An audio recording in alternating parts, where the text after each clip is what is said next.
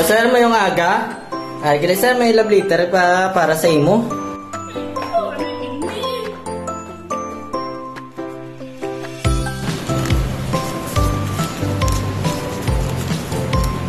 Notice of service disconnection. Due amount 500 pesos.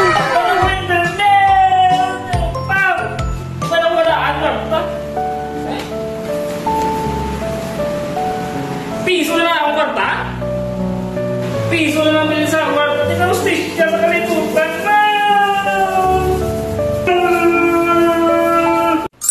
Nagkahod si Buloy. Wala ka kwarta? Di ba yung gadgets lahan ka? Ang ex mo to ho, yung pangita laptop, dala sa yung gadgets, kaya para may ka-repair, pinga 500, for minimum 5,000 purchase lang ha. OMG! Sino ka ex? Eh, ba hindi makabilog ex ko? Nga na muna kay kaasap sa imo. Kailangan ba hindi ka bilog sa yung gadgets para may 10,000 ka? Abaw! Gismel? Yes, Noy! Ay, tiyan na po ginahulap mo. Ilis na kang magbisita sa yung gadgets.